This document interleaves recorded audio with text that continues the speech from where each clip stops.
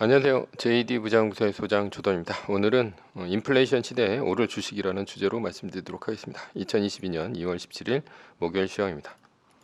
후원은 유튜브 멤버십으로 부탁드립니다. 야수의 심장 투자법 종목과 최근 JD 부장구소 투자 현황을 알 수 있습니다. 관심 있으신 분들은 동영상 아래 댓글 링크를 참조해 주시기 바랍니다. 부의 체인저 1, 2권이 절찬리에 판매 중에 있습니다. 뉴욕 마켓워치 1월 의사록 우크라 긴장, 달러 떨어지고 주식, 채권 혼조다라는 기사가 있는데요. 어제는 나스닥이 0.11% 하락했고요. S&P 500 지수는 0.09% 올랐으며 다우존스 지수는 0.16% 하락했습니다. 메인 이슈입니다. 인플레이션 시대에 오를 주식. 0%대 상승과 하락이 있어야 앞으로 주식이 꾸준히 오를 수 있습니다.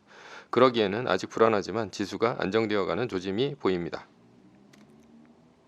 어제는 러시아 철군이 확신하지는 않다는 EU와 미국의 보도로 급락하며 출발을 했으나 FOMC 회의록이 나오고 급반등하면서 플러스로 장을 마치나 했으나 다시 하락하며 소폭 하락으로 나스닥이 끝났습니다.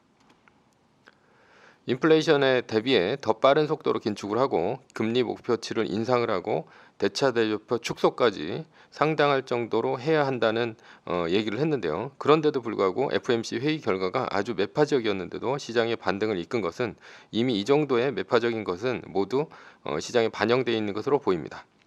그러니 앞으로 제임스 블러드가 얘기하는 최소한 0.5bp를 한꺼번에 올리거나 또 여러 번 반복하는 정도로 급박한 금리 인상이 아니면 시장이 크게 떨어질 일은 없어 보입니다.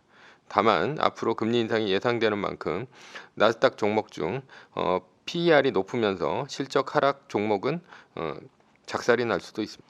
구글 앱 이용자 데이터 수집 차단, 맞춤형 광고 시장 타격 전망이라는 이제 기사가 있는데요. 메타 예전에 이제 페이스북이죠. 메타가 구글로부터 애플에 이어서 더블 펀치를 맞았습니다. 구글은 안드로이드 앱에서 개인정보와 활동 이력을 수집하는 것을 차단한다고 했습니다.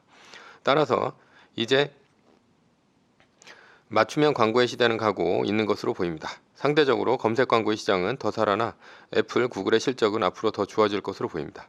메타는 이제 광고보다는 메타버스 쪽 사업에 더 치중할 것으로 보입니다. 로블록스의 주가는 회사의 분기 실적이 예상치를 밑돌면서 26%가량 떨어졌습니다. 같은 메타버스 그룹인 로블록스도 사용자 증가가 증가하지 않고 앞으로 엔데믹이 되면 계약을 하고 그렇게 되면 활동 사용자가 더 줄 것으로 예상되어서 어닝 쇼크로 26% 하락했습니다. 로블록스는 며칠 더 떨어질 것으로 보입니다. 엔비디아도 좋은 실적을 발표를 했지만 시간 외에서 2.64% 떨어지고 있습니다. 확실한 어닝 쇼크로 보이지는 않고 내일 장이 끝나봐야 알 수 있습니다. 요즘 시장을 보면 실적이 안 좋고 미래 성장주는 아주 가차없이 떨어집니다. 애플은 세계 1등답게 잘 버티고 있는 중입니다. 172.91달러 돌파에는 실패했지만 인플레이션과 금리 인상 시대의 강한 종목임을 확인했습니다. 금리 인상에는 돈을 못 버는 기업들이 무너지고 인플레이션은 브랜드 가치가 낮아 가격 전가가 힘든 종목의 주가가 떨어집니다. 그래서 은행주나 코카콜라와 같은 브랜드 기업의 주가가 좋습니다. 그런 면에서 나스닥 성장주이긴 하지만 애플은 현금성 자산이 많아 현금 흐름도 좋고 브랜드 가치가 높아 가격 전가도 할 수 있습니다. 게다가 현금성 자산으로 자사주 매입과 배당을 늘린다면 오히려 인플레이션 시대인 와중에도 주가가 올라갈 수 있는 기업입니다. 그리고 개인 보호 정책으로 페이스북을 비롯한 광고 경쟁 업체를 몰아내고 다시 검색 광고의 시대를 열었습니다. 차세대 먹거리 발굴에도 게을리하지 않고 있습니다. 메타버스에 대비한 AR, VR도 준비하고 있고 전기차도 언론에 흘립니다. 즉 성장까지도 잡고 있다는 얘기죠. 반면에 언론에서 인플레이션 시대에 좋다는 은행주는 인플레이션이 심해지면 오히려 기업들의 부실이 늘어나고 실적이 떨어질 가능성이 있으며 코카콜라와 같은 기업은 성장 둔화 때문에 제자리 걸음입니다. 그러니 애플이 성장성과 인플레이션 해지를 할 수 있는 최고의 기업이다 이렇게 얘기할 수 있습니다. 결론입니다. 애플의 성장이 꺾이는 때는 언제입니까?